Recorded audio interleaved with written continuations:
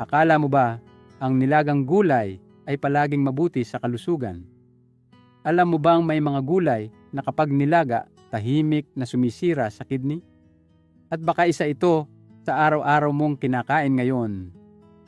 Mahal kong mga lolo at lola, ako po si Dr. Antonio Reyes, may higit 30 taong karanasan sa pangangalaga ng kalusugan ng mga senior. Araw-araw, may mga pasyente akong nagugulat. Malinis ang pagkain nila, pero bakit biglang tumaas ang creatinine? Namamaga ang paa o napipilitang magdialysis? Ang totoo po, may 5 uri ng nilagang gulay na inaakala nating ligtas. Ngunit kapag madalas kainin, dahan-dahang pinahihirapan ang ating mga bato. Sa video na ito, susuriin ko isa-isa ang mga gulay na iyon at ipapakita kung paano mo maipagtatanggol ang iyong kidney bago pa mahuli ang lahat. Kaya manatili po kayo hanggang dulo. Kung mahal ninyo ang inyong kalusugan, mag-subscribe po sa Buhay Malusog Senior PH para araw-araw ay mas malakas, mas masigla, at mas masaya ang ating pamumuhay.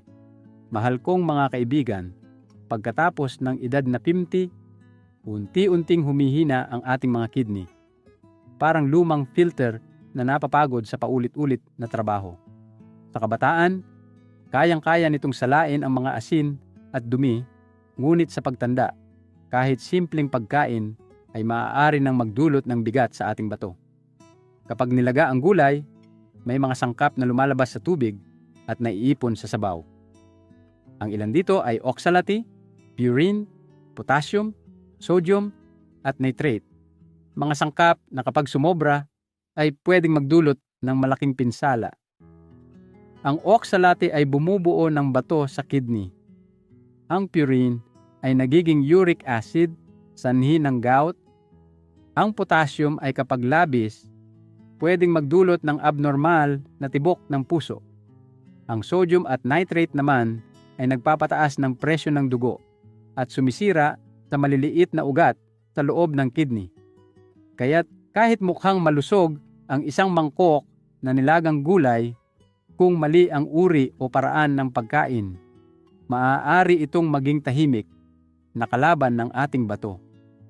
Sa susunod na bahagi, ipakikilala ko ang unang gulay na madalas kainin ng mga senior, ngunit posibleng pinagmumulan ng sira sa kidney. Gulay 1, spinach. Mga mahal kong lolo't lola, pamilyar po ba kayo sa spinach o tinatawag nating spinak? Marami ang naniniwala na ito ay superfood dahil mayaman sa bitamina, bakal, at fiber. Pero alam nyo ba, para sa mga may mahina na ang kidney, ang sobrang spinach ay maaaring maging tahimik na lason? Ang spinach ay may napakataas na antas ng oxalate, isang sangkap na kapag pumasok sa katawan ay sumasama sa calcium at bumubuo ng calcium oxalate stones. Ito po ang pinakakaraniwang uri ng bato sa kidney. Kapag humina ang bato, hindi na nito kayang ilabas lahat ng oxalate, kaya naiipon ito sa loob.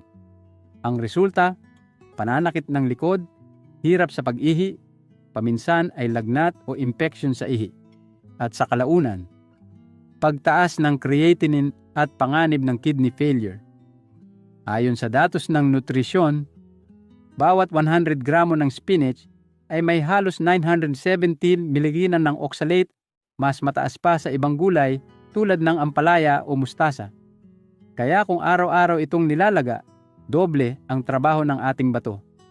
Payo ni, pakuluan ang spinach sa tubig at itapon ang unang pinaglagaan. Dahil dito natutunaw ang karamihan ng oxalate. Kumain lamang 1 beses sa isang linggo at sa maliit na dami.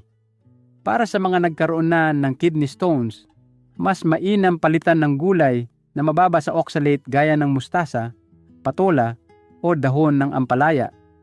Minsan, ang pagkaing superfood ay hindi super para sa lahat. Sa susunod, alamin natin ang isang paboritong gulay ng Pilipino na kapag nilaga, tahimik ding nagpapahirap sa ating kidney. Gulay 2. Kangkong mga mahal kong kaibigan. Paborito nyo rin ba ang kangkong? Murang lutuin, masarap isahog sa sinigang o iprito na may bawang. Ngunit alam niyo ba, para sa mga may mahinang kidney, ito ay maaaring maging tahimik na panganib. Ang kangkong ay mayaman sa purine, isang sangkap na sa loob ng katawan ay nagiging uric acid. Kapag malusog pa ang bato, naaalis ito sa ihi. Ngunit sa pagtanda, habang humihina ang kidney, hindi na nito kayang salain ng maayos. Naiipon ang uric acid sa dugo. At ito ang sanhi ng gout, arthritis, at pamamaga ng kasukasuan. Kasabay nito, tumataas din ang presyo ng dugo at napipilitang magtrabaho ng sobra ang ating mga bato. Ayon sa pagsusuri, bawat 100 gramo ng kangkong ay may humigit kumulang 57 milakonto ng purine. Medyo mataas para sa isang gulay. Lalo na kung kinakain sa gabi, kung kailan kailangan ng kidney na magpahinga, mas madali itong mapagod at ma-stress. Isa pa, maraming kangkong ang itinatanim sa mga ilog o kanal kung saan may halong mabibigat na metal at bakterya.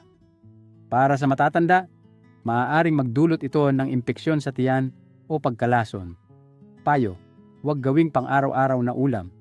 Pakuluan at itapon ang tubig, huwag gawing sabaw.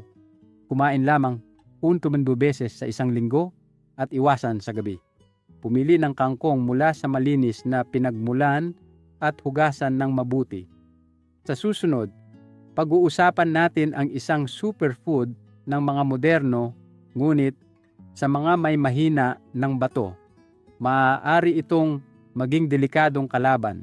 Gulay 3, kali mga minamahal kong lolo't lola, narinig nyo na siguro ang kali, ang paboritong superfood ng mga kabataan ngayon. Sinasabing napakayaman sa bitamina, fiber, at antioxidants. Totoo po iyon. Pero tandaan natin, hindi lahat ng superfood ay para sa lahat. Ang kali ay may napakataas na antas ng potassium. Sa bawat 100 gramo, may halos 480-500 mg. Para sa mga may malakas pang bato, walang problema ito dahil na ilalabas ng katawan sa pamamagitan ng ihi. Ngunit kapag humina na ang kidney, gaya ng karaniwan sa edad na lampas 50, hindi na nito kayang salain ang sobrang potassium. Kapag naipon ito sa dugo, nagdudulot ito ng hyperkalemia, isang kondisyon na maaaring magpahina ng pulso, magdulot ng pamumulikat, panghihina, o sa malalang kaso, bigla ang pagtigil ng tibok ng puso. Isipin niyo po, isang mangkok lang ng nilagang kale o isang basong kale juice araw-araw, maaaring magdagdag ng napakalaking pasanin sa ating mga bato.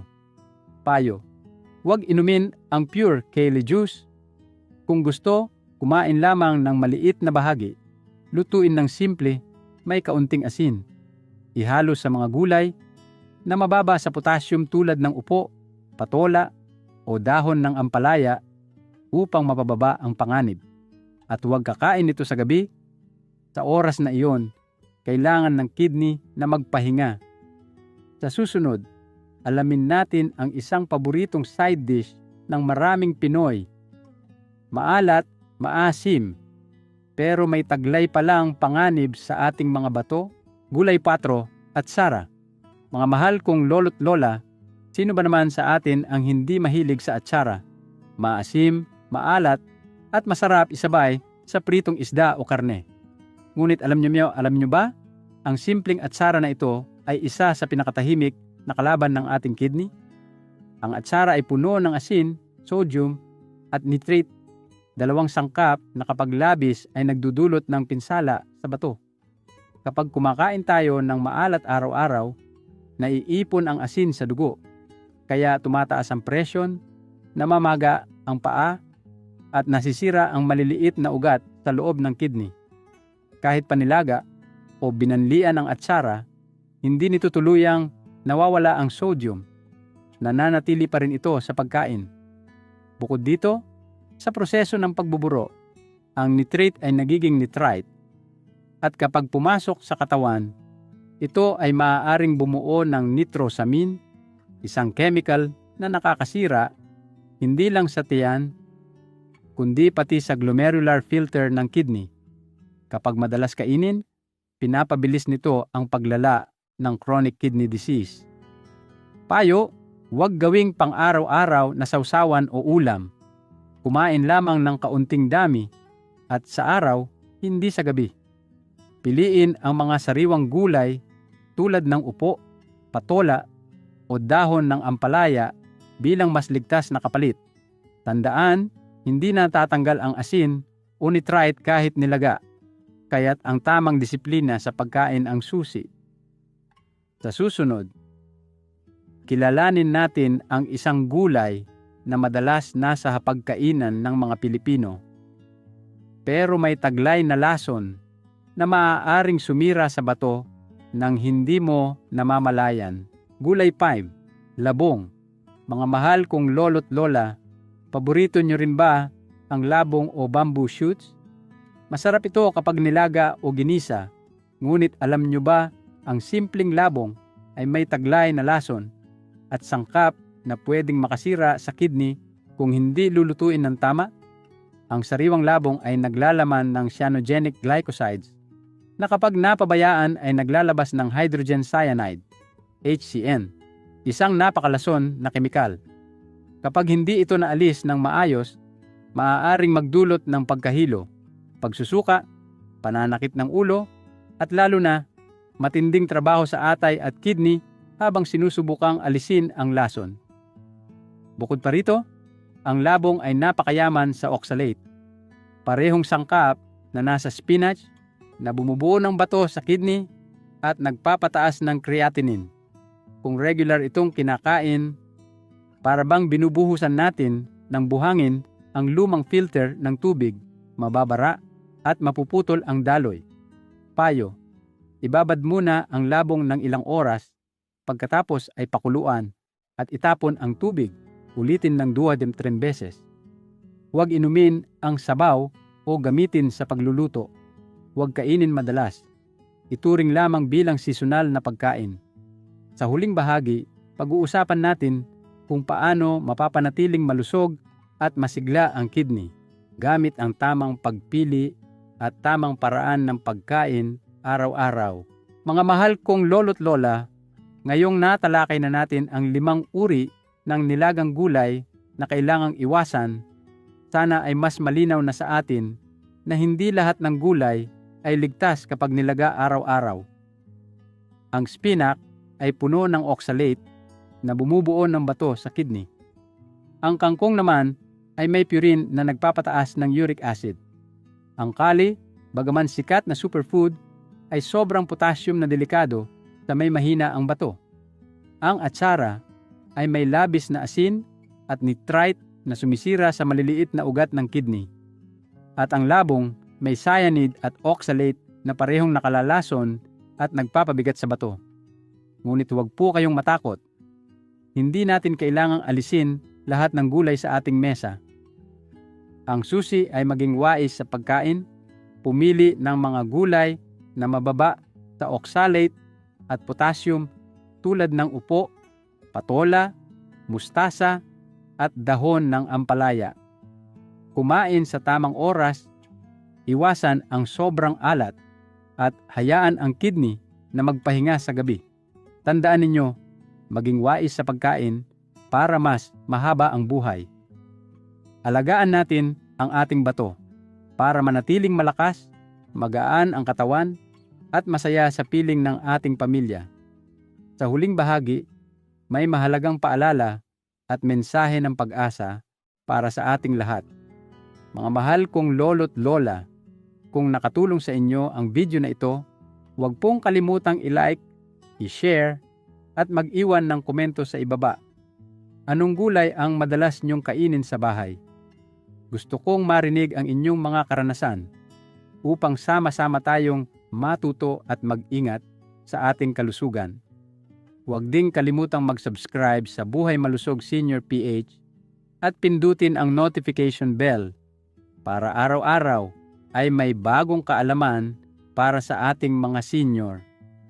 Tandaan po, ang tunay na yaman ay ang malusog na katawan at masayang pamilya. Mula po kay Dr. Antonio Reyes, hangad ko ang inyong mahabang buhay, malakas na katawan, at masayang puso.